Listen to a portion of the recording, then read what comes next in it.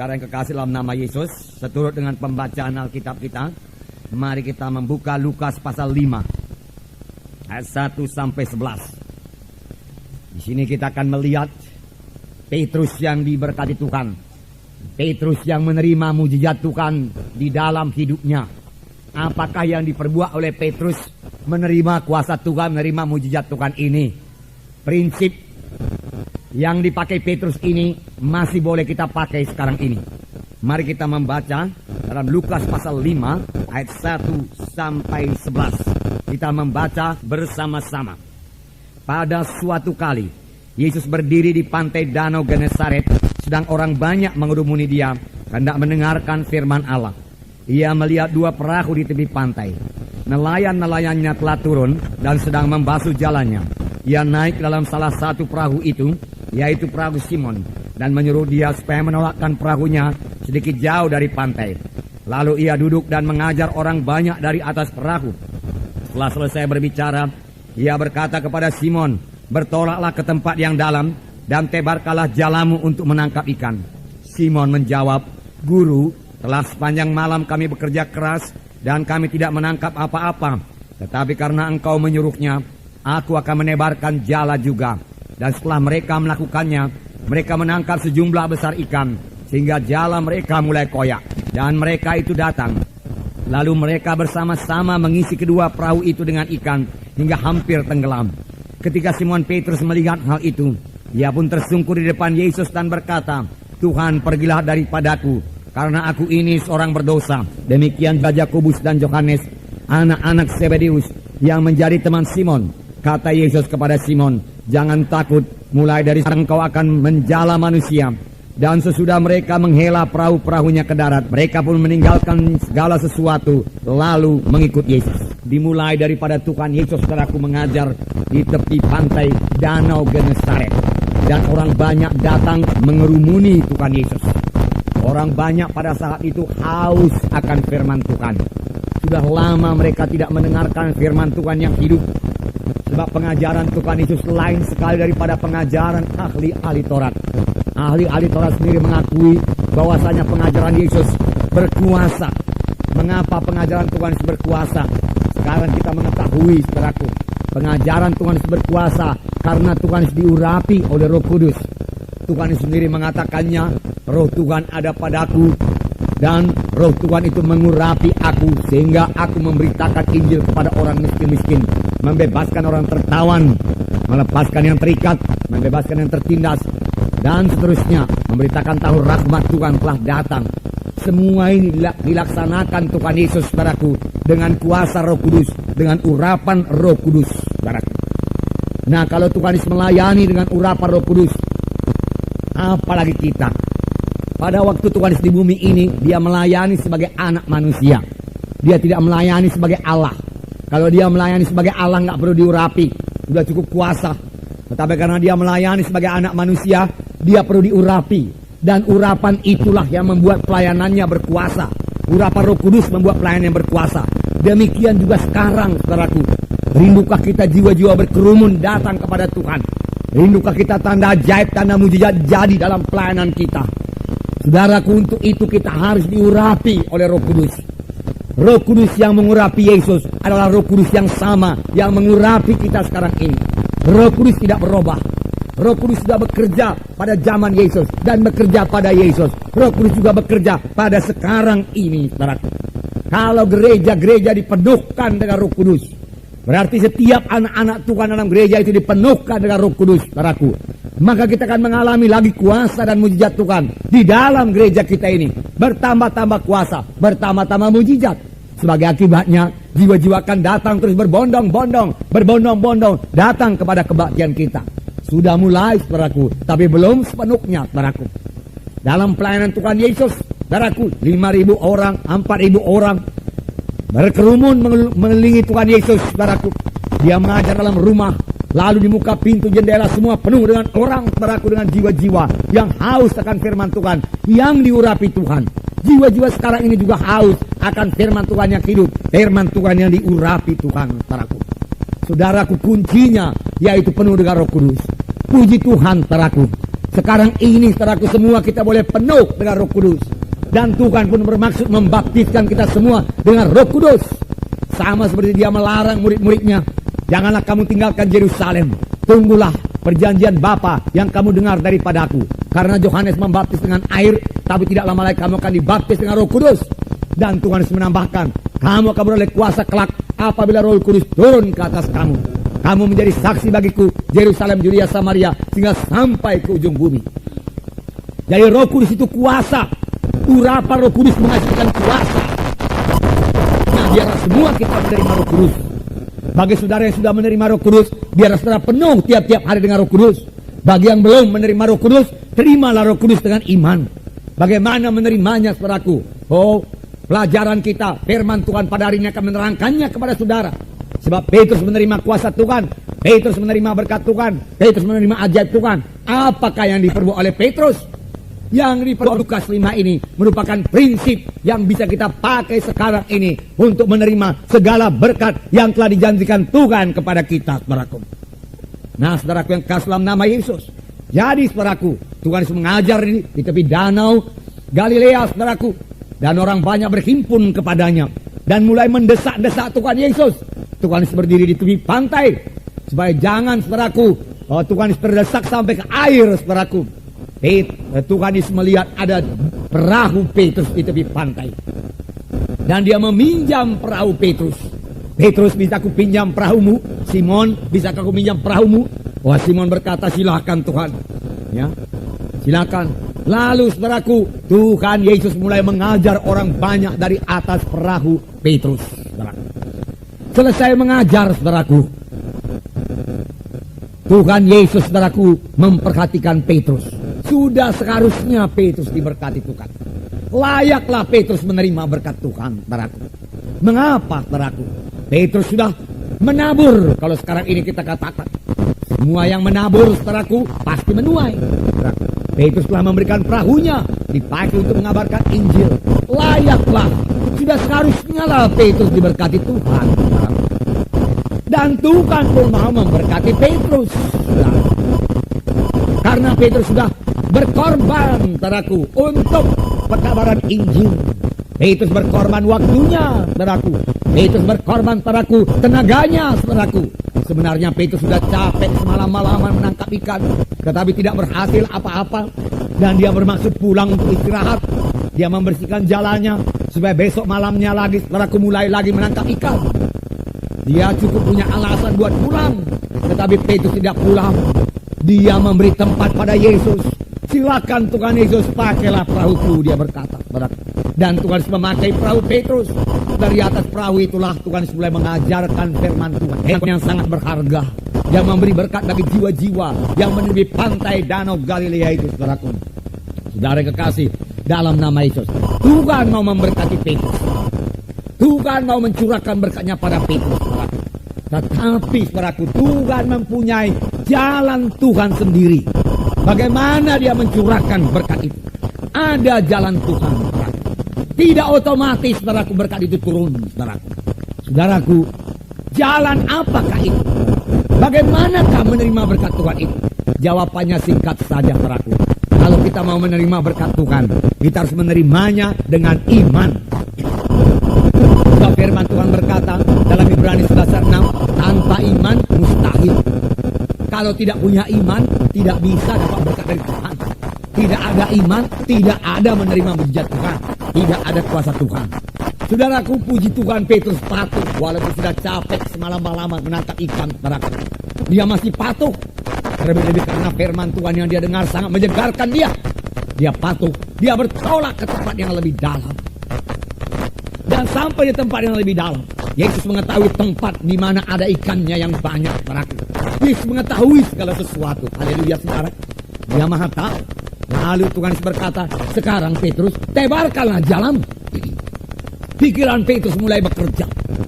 Umurnya kira-kira sudah 40 tahun. 40 tahun nelayan di Danau Galilea. Dia kenal seluk-beluk Danau Galilea. Dia kenal waktu-waktu yang mana yang paling baik untuk menebarkan jalan. Bukan pada waktu pagi hari. Karena Danau Galilea itu begitu jernih. Kalau ditabur jala pada siang hari atau pagi hari, maka ikan-ikan akan melihat jala itu dan segera menghindar, saudaraku. Oleh sebab itu Petrus berkata, Tuhan, telah sepanjang malam kami menebarkan jala. Semalam-malaman Tuhan kami tebarkan jala. Pada waktu malam pun kami menebarkan jala, supaya jala kami tidak kelihatan kepada ikan-ikan. Tetapi kami tidak beroleh apa-apa. Apalagi Tuhan pada waktu pagi hari. Tentunya tidak beroleh apa-apa Tuhan. Tetapi Petrus segera menyambung. Petrus berkata, tetapi karena Engkau mengatakannya Tuhan, aku akan menebarkan jala juga. Dengan kata lain, walaupun pikiranku Tuhan, pendapatku berkata Tuhan, tidak mungkin dapat ikan. Walaupun aku sudah berpengalaman selama 40 tahun belum pernah dapat ikan pagi hari Tuhan. Tapi Engkau lebih daripada segalanya. Firman-Mu berkuasa Tuhan. Karena Engkau telah mengucapkan firman-Mu, tebarkan jala, aku akan menebarkan jala juga Tuhan, dia katakan. Inilah iman Petrus yang nanti kita lihat lebih jelas lagi saudaraku. Lalu saudaraku, Petrus menebarkan jalanya. Dan setelah Petrus mematuhi firman Tuhan, menebarkan jalannya, dia tarik jalannya saudaraku, penuh dengan ikan saudaraku. Tentu banyak ikan itu saudaraku. Dia tarik sehingga jalannya mulai koyak.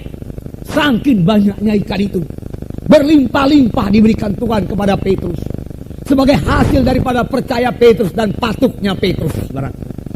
Memang percaya dan patuh harus berjalan bersama-sama. Percaya dan patuh akan menghasilkan kuasa Tuhan dan mujizat Tuhan saudaraku.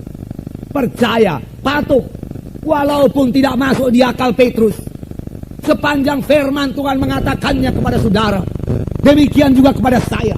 Sepanjang firman Tuhan berkata, perbuatlah begini, walaupun tidak masuk di akal saya, di pikiran saya, bahkan bertentangan dengan pikiran saya, saudaraku, saya akan memilih saudaraku mematuhi firman Tuhan kalau saya mau menerima berkat Tuhan dan mujizat Tuhan. Bisa juga saya pilih kehendak saya, pikiran saya. Nggak mungkin itu Tuhan, masakan itu bisa jadi. Tetapi saya tidak akan memperoleh saudaraku mujizat Tuhan, ajaib Tuhan, berkat Tuhan. Karena berkat Tuhan, ajaib Tuhan, mujizat Tuhan masih berlangsung. Dan kita hanya bisa menerimanya saudaraku melalui iman. Melalui iman kita. Lalu saudaraku Petrus memanggil teman-temannya di perahu lain. Tolong kawan, tolong. Berapa besarkah perahu Petrus? Saudara, saya tidak begitu tahu persis ukurannya. Tapi saya percaya saudaraku. Oh, ikan yang ditangkap itu ratusan kilo saudaraku beratnya, saudaraku. Banyak ikan-ikannya. Yang kalau disatukan beratnya ratusan kilo boleh jadi beberapa ton, saudaraku. Sehingga perlu perahu-perahu yang lain, saudaraku. Dan begitu pun perahu mereka, saudaraku, hampir-hampir tenggelam. Tidak tenggelam, saudaraku. Oh, luar biasa berkat Tuhan. Dengan mudah Tuhan mencurahkan berkatnya. Sepanjang ada orang yang percaya dan mematuhi firman Tuhan. Tuhan bisa bekerja, saudaraku. Tuhan tidak bisa bekerja. Dan kita tidak menerima apa-apa daripada Tuhan. Karena kita tidak punya iman, saudaraku. Tapi sepanjang kita punya iman, saudaraku, percaya, kemudian bertindak seturut dengan firman Tuhan, walaupun akal kita bertentangan dengan apa yang dikatakan firman Tuhan, maka kita akan menerima, saudaraku, mujizat Tuhan di dalam hidup kita. Nah, saudaraku yang kasih dalam nama Yesus, saudaraku, lalu mereka sampai ke tepi pantai. Saudaraku, Petrus, saudaraku, sangat heran. Lalu Petrus berkata, Tuhan, tinggalkanlah aku Tuhan, karena aku ini orang berdosa. Petrus mulai kenal dirinya. Dia mulai kenal siapa yang di hadapannya itu, yaitu Tuhan Yesus sendiri. Saudaraku, Tuhan Yesus yang suci, yang berkuasa, yang ajaib adanya. Aku nggak layak Tuhan, dia katakan. Engkau Tuhan yang suci, tinggalkanlah aku Tuhan. Tidak layak saudaraku menerima berkat yang begini. Tetapi saudaraku, kasih anugerah Tuhan begitu besar kepada orang berdosa, kepada kita sekarang ini, sama juga seperti kepada Petrus. Tuhan memberikan berkat yang lebih besar lagi kepada Petrus. Lebih besar daripada berkat ikan, lebih besar daripada berkat materi, saudaraku, yaitu berkat pilihan Tuhan, panggilan Tuhan. Tuhan berkata kepada Petrus, mulai sekarang engkau akan menjadi penjala manusia. Lihatlah bedanya Sebelum bertemu dengan Yesus dan sesudah bertemu dengan Yesus, ada beda yang luar biasa sekali, saudaraku. Sebelum bertemu dengan Tuhan Yesus, Petrus hanya nelayan biasa saja, saudaraku. Yang hari-hari depannya juga akan terus seperti nelayan. Boleh jadi anak cucunya akan menjadi nelayan juga, saudaraku. Terus nelayan dengan hidup yang sederhana, saudaraku. Terus di laut Galilea, saudaraku. Saudaraku, tapi setelah dia bertemu dengan Tuhan Yesus, dari penjala ikan menjadi penjala jiwa. Haleluya, saudaraku. Puji Tuhan. Banyak anak-anak Tuhan yang dipanggil Tuhan demikian juga, saudaraku. Dari usaha dunia ini menjadi usaha jiwa-jiwa, saudaraku. Dahulu dia mencari uang di dunia ini, sekarang dia mencari jiwa-jiwa buat Tuhan Yesus. Haleluya, saudara. Dan itu bisa kita laksanakan, saudaraku. Bukan dengan kekuatan kita, bukan dengan kuasa kita. Tuhan juga melengkapi kita. Jadi jangan takut kalau saudara dipanggil Tuhan. Saudaraku, nggak usah banyak alasan. Jawab saja iya. Pikiran kita berkata, aku ini tidak sanggup, aku ini tidak layak, aku ini orang berdosa. Kalau Tuhan memanggil, Tuhan juga melengkapi, saudaraku. Tuhan tidak pernah menyuruh orang, saudaraku, melayani dia tanpa melengkapinya lebih dahulu. Tidak, saudaraku. Oh, minggu yang lewat, saudaraku, saya terangkan, saudaraku. Ya, karena firman Tuhan menyuruh kita mengusirkan setan dalam nama Yesus, saudaraku. Tentunya Tuhan lebih dahulu melengkapi kita dengan kuasa dalam nama Yesus untuk mengalahkan setan. Kalau tidak, Tuhan tidak akan suruh kita mengusirkan setan dalam nama Yesus. Tentunya kita akan dengan mudah dipukul oleh setan itu. Kalau kita datang hanya dalam nama kita sendiri, atau kuat kita sendiri, ataupun pintar kita sendiri. Tetapi kita sebagai anak-anak Tuhan lebih dahulu dilengkapi Tuhan dengan kuasa dalam nama Yesus, saudaraku, untuk mengusirkan setan. Barulah dia suruh kita mengusirkan setan dalam nama Yesus. Dan alangkah baiknya kalau kita percaya dan melaksanakannya, dan kita pasti. Puji Tuhan, saudaraku, puji Tuhan. Nah, karena Petrus telah mendapat sesuatu yang jauh lebih berharga, saudaraku, daripada ikan-ikan, saudaraku. Ikan-ikan itu di mata Petrus menjadi tidak berharga lagi, saudaraku. Apa yang dilihat Petrus? Petrus mulai lihat jiwa-jiwa yang dijala.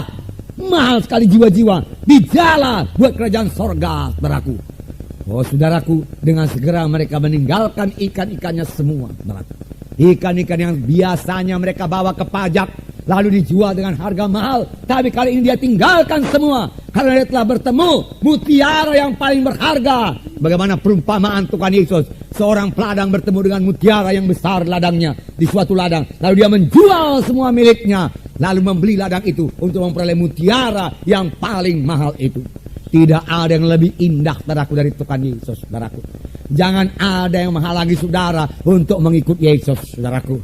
Oh, saudaraku, Yesus yang termahal, Yesus yang terindah dalam hidup kita. Tanpa Yesus kemanakah kita ini, saudaraku? Saudaraku, hanya dalam Yesus ada keselamatan, saudaraku. Saudara, puji Tuhan kalau Tuhan sudah memanggil saudara untuk melayani Tuhan, saudaraku. Nah, barangkali saudara bertanya, oh kalau begitu apakah saya mesti meninggalkan pekerjaan saya? Roh Kudus akan memimpinkan saudara. Saudara akan tahu sendiri.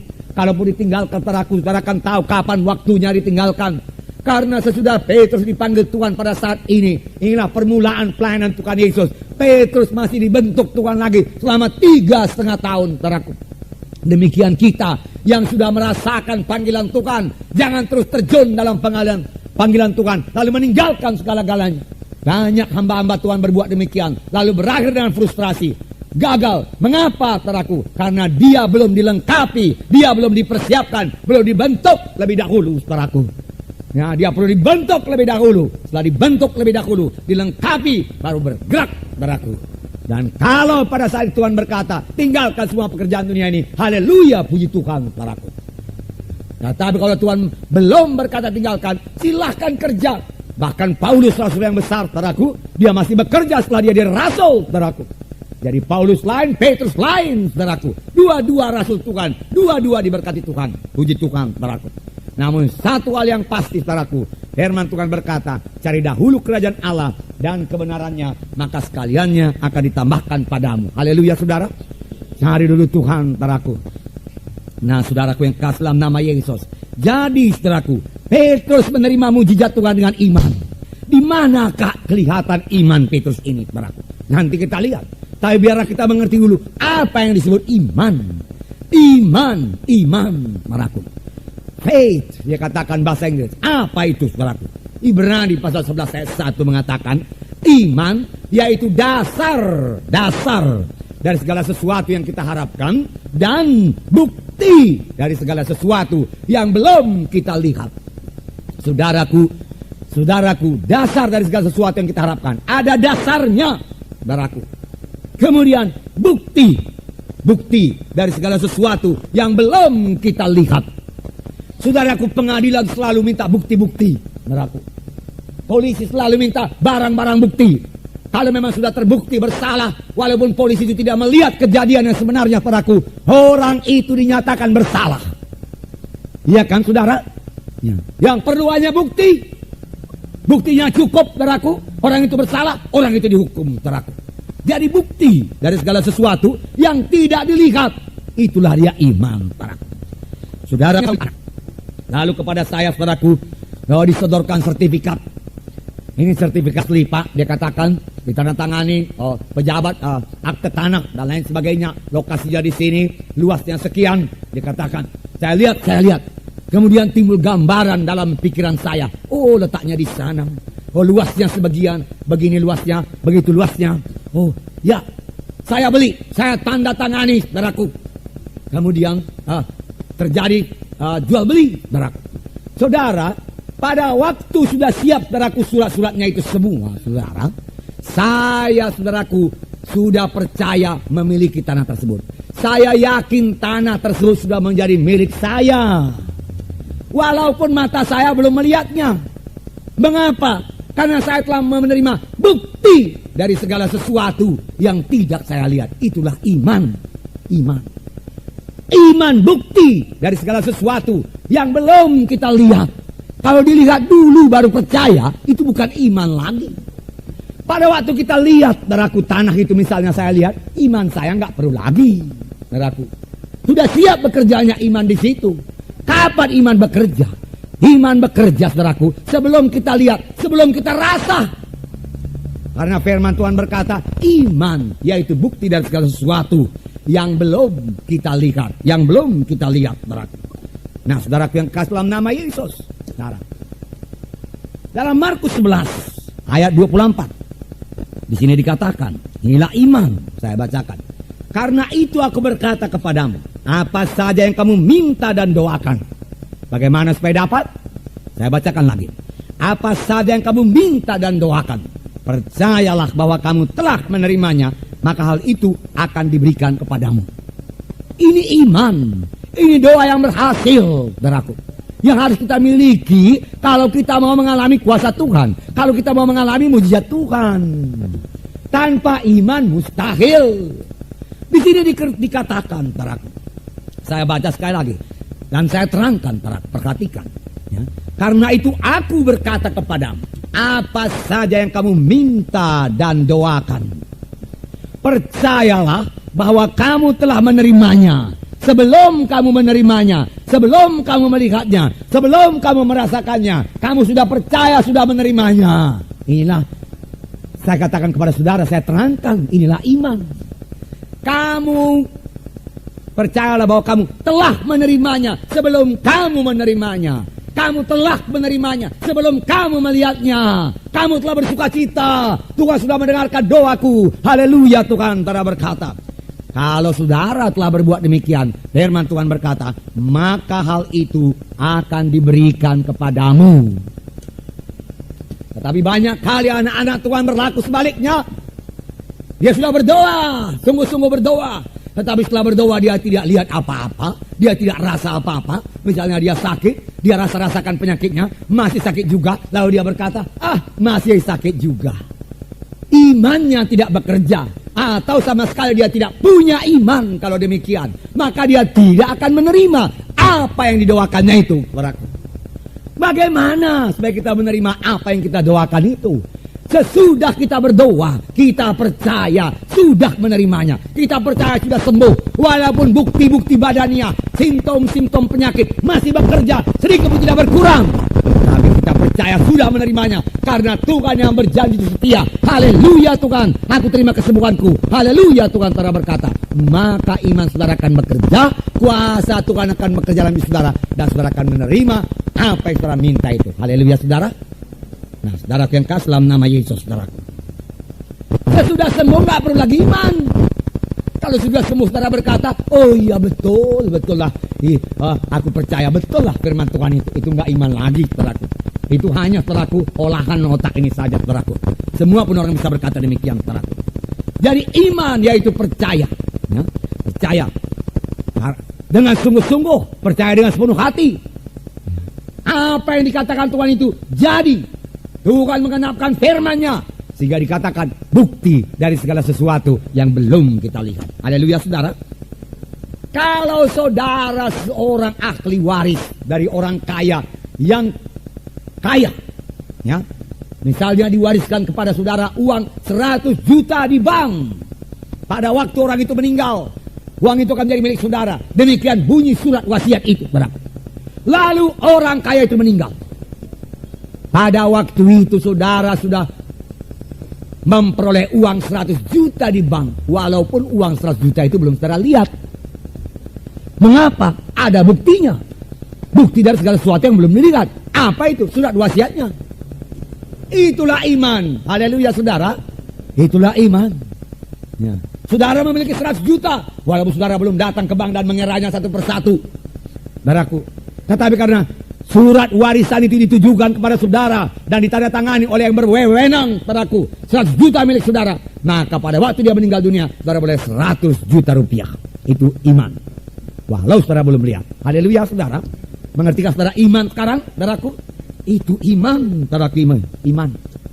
Nah saudara, jadi demikian menerima berkat-berkat Tuhan yang lain. Dengan apa? Dengan iman. Keselamatan diterima dengan iman. Dengan anugerah itu kami selamatkan oleh sebab iman. Hal itu bukan perbuatan kamu, tapi anugerah Tuhan Allah saja. Supaya jangan seorang, bukan daripada perbuatanmu, supaya jangan seorang memegahkan. Terima iman gak lihat Tuhan disalib, saudaraku. Saudara gak lihat darahnya dicurahkan, tapi ada tertulis dan saudara mempercayainya, saudaraku.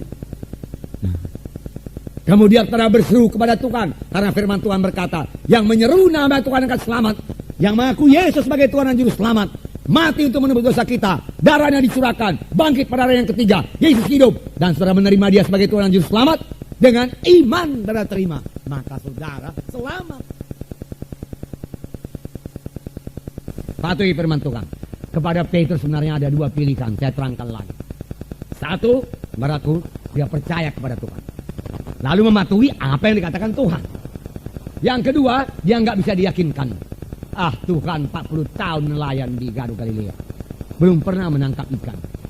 Tahu Tuhan baru munculnya, belum kenal Danau Galilea. Saya sudah kenal, belum pernah dapat ikan pagi-pagi. Oleh sebab itu Tuhan, pulang aja lah kita Tuhan. Capek-capek nembarkan jalan, nanti disusun lagi, capek-capek. Lebih bagus nanti malam aja Tuhan. Dia tidak akan menerima berkat Tuhan, tidak akan mengalami mujizat Tuhan kalau demikian. Tapi puji Tuhan, dia percaya dan patuh. Karena aku percaya dan patuh. Memang syarat utama menerima berkat Tuhan, percaya, patuh, percaya. Sekali Tuhan berangkat ke Nazaret, kampung asalnya, dia membawa banyak berkat untuk orang Nazaret. Udah lama aku bergaul dengan orang Nazaret, ku kenal banyak orang itu. Tuhan Yesus berkata, ku bawa ada berkat keselamatan, berkat kesembuhan, berkat berkelimpahan, hidup berkemenangan, hidup yang berhasil. Ku buka mata rohaninya, semuanya selamat, semua ke sorga. Lalu Tuhan Yesus pergi ke Nazaret. Lalu dia mulai memberitakan berita Injil kepadaku. Dan orang Nazaret takjub. Tapi takjub aja nggak cukup padaku untuk menerima kuasa Tuhan. Sekedar takjub, terheran-heran. Wah, luar biasa firman Tuhan ini. Tapi nggak dipatuhi, nggak dipercayain. Takjub saja mereka itu. Lalu reaksinya bagaimana? Dia katakan, ini kan anak si Yusuf, dia katakan. Tukang kayu itu, dia katakan. Iya, aku lihat dulu main-main itu. Dia katakan di pekarangan itu, dia katakan. Iya, itu orangnya pendiam-pendiam itu, baik-baik itu. Dia katakan. Dari mana dapatnya ini hikmatnya begini rupa? Siapa pula gurunya? Siapa yang mengajari dia? Kenapa dia bisa berkata-kata demikian? Dibilangnya pula mujizat katanya. Dia katakan. Lalu mereka tidak percaya. Firman Tuhan mengatakan. Mereka tidak percaya. Dan firman Tuhan juga mengatakan, karena mereka tidak percaya, Tuhan Yesus tidak dapat melakukan mujizat di sana. Tuhan Yesus pergi meninggalkan Nazaret, pergi meninggalkan orang masih sakit, masih kerasukan setan, masih diikat dosa, yang sebenarnya semuanya bisa bebas, bisa berubah hidupnya, bisa sembuh, bisa hidup baru, bisa bersuka cita, kalau saja mereka mau percaya. Tapi karena mereka memilih tidak percaya, mereka tidak mau diyakinkan, saudaraku semua, mereka tetap dalam dosanya, dalam penyakitnya. Yesus tidak memaksa. Harus dengan iman. Haleluya, saudara.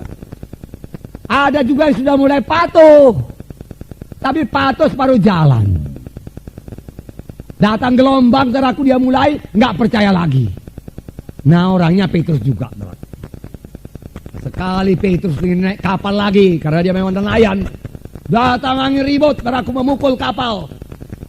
Dan tengah malam, saudaraku, Tuhan Yesus datang dan berjalan di atas air.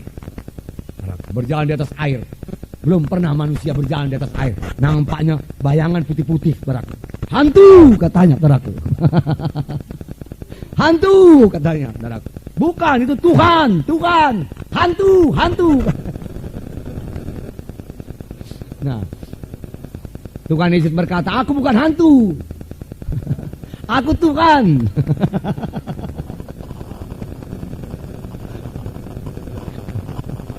Nah, Petrus berkata,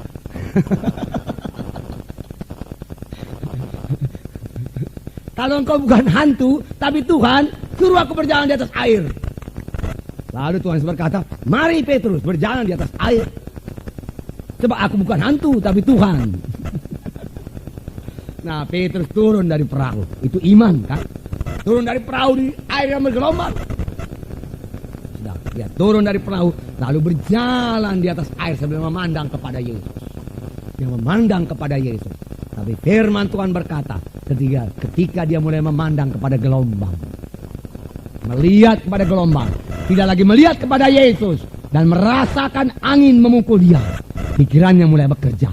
Aku si Petrus, dia katakan, bukan Tuhan. Kok bisa berjalan di atas air, katanya, saudaraku.